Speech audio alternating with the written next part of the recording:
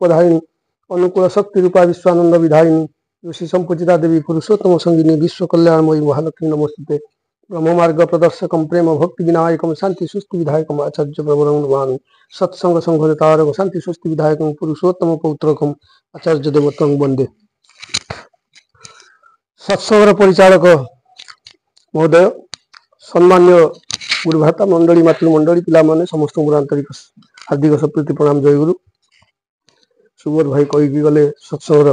उद्देश्य जो भाई तीन सत्संग प्रदान कर सार्विक मंगल परिवार आपण मान विश्व मानव समाज मंगल से मंगलमय चरण प्रार्थना निवेदन करी। आचार्य देव कथा गोटे कहि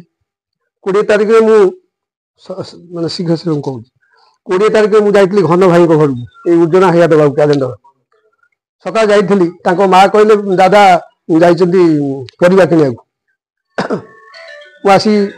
देखे से परिवा दुकान रास्ता बस आलाप आलोचना हो दी जन परिवा किणुंट दुकानी जन बस आलाप आलोचना हो आगुरी हो दादा बस दी जन भाई आस बड़ बागर दी जन भाई कहते दादा आपणकर कौन जगतसिंहपुर सारा मरा है आचार्य देवंकर शुभ पदार्पण या सब मराई से परिवार दुकानी कहते से दी जन कस्टमर भी से कहते कथबार्ता होती आचार्य देव कौन किए मुझे सागे सैकल थोड़ी दादा जय कली शुण शुण शुण आचार्य देव कथा कहला गला ठाकुर पठेले हौ विजय भाई कह कौन मुझे तो किसी जानी आप कौन ना आचार्य देव कहीं आचार्य देव किए से कहते कहते आचार्य देव कौन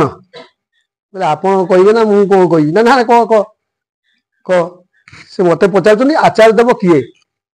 आम समस्त भीतर चेतना अच्छी मुझे हाँ आपड़ टे कहतु ना ना आम जानी भगवान हूँ जगन्नाथ से दारू ब्रह्म पुरुषोत्तम तापर ऐसा बेसी जगन्नाथ पर बेसी होती अनुकूल चंद्र बहुत संप्रदाय अच्छी अनुकूल चंद्र संप्रदाय अधिका ठाकुर कहते पुरुषोत्तम कहते आचार्य देव कौन आचार्य देव किए सी कहते आम आचार्य देव किसी जानू कहूँ बोला ना आचार्य देव किसी गोटे कहतु ना केमी हम मुझे तो से कहीपरि दादा बस से सारे सत्संग पीएचडी अच्छी मोर प्रथम पाठ आरंभ सत्संग जगत में मुझे माने स्टेज अच्छी मुझे कहीपरि ना आगे तेणु मुझे जानी कहि आप आचार्य उपर कौन जानते कहतु से या कहले आचार्य ऋषिकेश आचार्य गोटे उदाहरण कहूँ से ना को कहले विजय आचार्य कैलाश आचार्य मुझे आज्ञा ठीक आप कहते ये जो व्यक्ति ना हूँ ऋषिकेश कि कैलाश कि विजय जानापी जाति वर्ण से टाइटल लगी से ब्राह्मण लोक तेणु आचार्य लगी विजय कुमार आचार्य ऋषिकेश आचार्य ये जो आचार्य सी से आचार्य नुह आचार्य अर्थ आचरण सिद्ध जहाँ कहती कार्य परिपालन करती आपको आचार्य कहती तेणु मुझे जानी भाई बस से पचर आप 5 मिनट 5 मिनट कहि खाली मुझे जानी मुझे जानी से आगे कहूँ माने अजनाटा आम भितर अच्छी ठाकुर पूजा करेंगे सब पूजा करेंगे पुओ नाती अणनाती पड़नाती 10 वर्ष पुओ 15 वर्ष पुओ आम कौन मानवा एत लोक आज कहीं ये माने सन्देहटा आम भितर दूरीभूत होना तेणु से 5-10 मिनट भितर कहीदे जी जानी सार तो अच्छा आचार्य कथाटा आज नुहे आचार्य परंपरा तो ठाकुर आज सृष्टि कर आचार्य होती प्रथम होती त्रेतया जुगे रामचंद्र से राजा होता सकाଳେ किंतु राति खबर पाइले पितामाता निर्देश होती 14 वर्ष वनवास करेंगे स्व आनंद खुशी एका होता कि सहधर्मिणी जी भाई गले सांगे 14 वर्ष पितृ मातृ सत्पथ को माने आचरण परिपालन कले फिर जंगल भितर घरे ही था गोटे प्रकार होता कि घरे तो 14 वर्ष वनवास करेंगे पिता सत्य माता सत्य को रक्षा करने से आचरण सिद्ध सी होती आचार्य 14 वर्ष वनवास भितर से पिता माता कथा को परिपालन कले आचार्य मान भी जानी आचार्य बोली जान जे धर्म को निज जीवन चलन आचरण में 14 वर्ष वनवास भितर देखले शेष होगा से आचार्य नहांती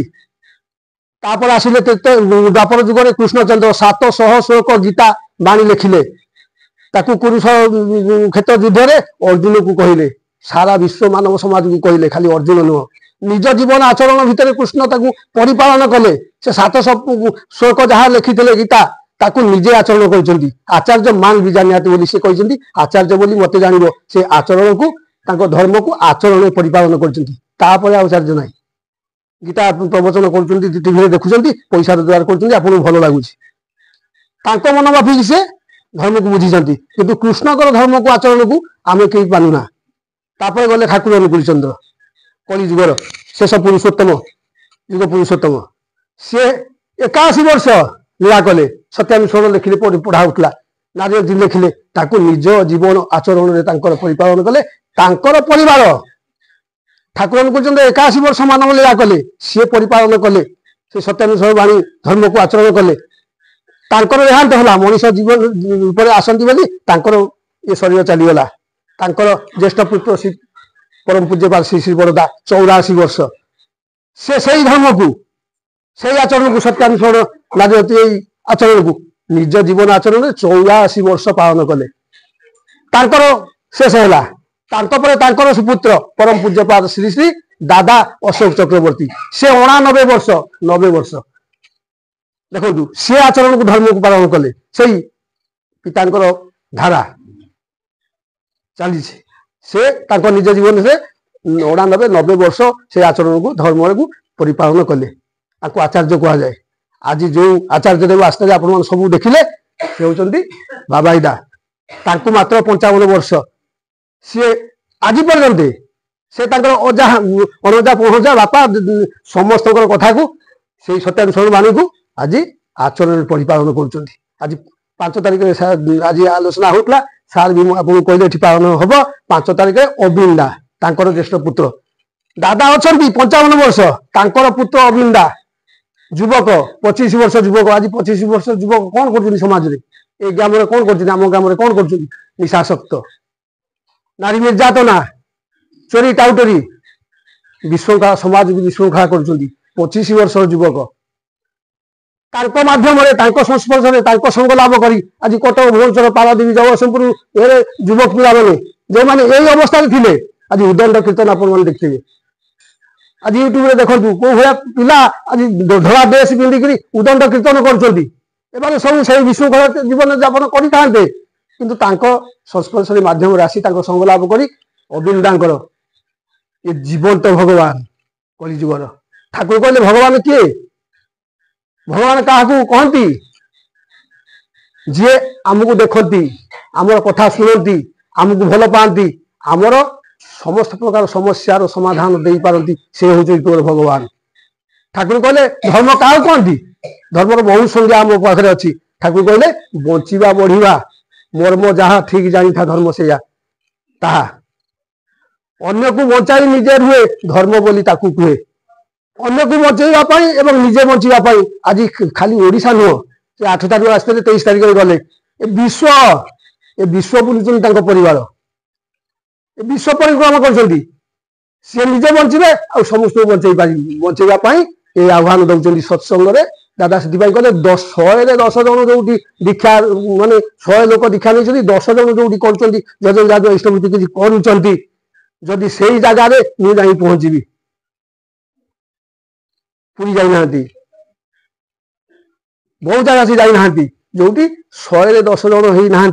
ठाकुर कम करूना से जाऊना आज किभली भाव में अंतरात्मा मनीष समाज को बचाई चरम दुर्दिन केतबेले युद्ध लगे युद्ध तो लगी रही विश्व युद्ध लगे से सी जापार आचार्य जापार से शुणिक चाहिए मत कहली आचार्य आंकु जानिले आम ठाकुर देखिले कहीं जिते बस छाड़ देखी ना ठाकुर देखी ना किंतु हाँ परम सौभाग्य से ए आखिरे ये चर्म आखिरे आमर आखि ठाकुर को देखापी ही नहीं लोक कहते जगन्नाथ को आम देखा जाइलु कौन से देखा जाती नंदी घोष टीवी देखुची से अनुभूति कहते आम कौन से देखती मुझे नहीं आम जड़े जगन्नाथ को देखी आसिया दासिया बाबू आम देखा आम ए आखि नहीं आम स्त्री नारी की देखा ए घर देखा टंका देखा ए आखि आम आम देखा सीए देखती जगन्नाथ आसती थे बाहरती रथयात्रा देखती आम कौन देखु चका चका आखि बस महाप्रसाद खाईदे आड़े आसिक घरे आसी चिकेन मटन आनिक खाया आरंभ हो काली 2 दिन पर सब धर्मग्रंथ कहते जीव प्रति दया कर से कथा कहते सत्संग माध्यम दीक्षा गुरु ग्रहण कले एगुरा सब शिक्षा पड़े जीव हत्या करो ना सबु संप्रदाय सबु धर्मशास्त्र कहूँ महात्मा से कथा कहते जीवे दया आम आउ 2 दिन पर आम ठिया हो लाइन कर कार्तिक मास सरला ये मार्गशीर आरंभ में ठिया हो लाइन कर जीव हत्या ये 100 वर्ष पर्यंत आमको जीव हत्या चलो से कथा आज आचार्य देव माध्यम आम शुणा पाऊँ से आज आसि मानव समाज को रक्षा करने से कहते ठाकुर कहले सत्संग सतनाम एवं सद्गुरु सद्गुरु ग्रहण कर सतनाम मनन कर सत्संग आश्रय ग्रहण कर तुमर उन्नति तुमको भाई हो नहीं तेणु से कथा से आज आज प्रचार कर आम आज आम तथापि ये जो सन्ध्या बेले आम शुणु आसवे रे से बहु भाई मैंने कहले सन्ध्या बेले आसले आम केमी जीव शीत राति सका 9टा कहले आप जी जाइए परम सौभाग्य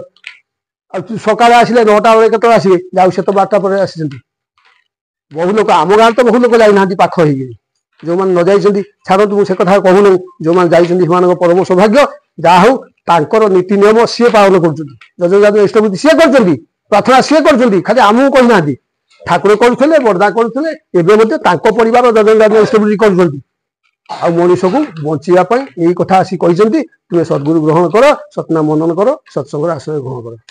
तेणु जहा सर्वशेष ये अतुल भाई परिवार आउ गुंडुची भाई से पारादीप अच्छा से मत भी काली फोन कर कहते जाऊ 2 परिवार आपण मैंने जो बस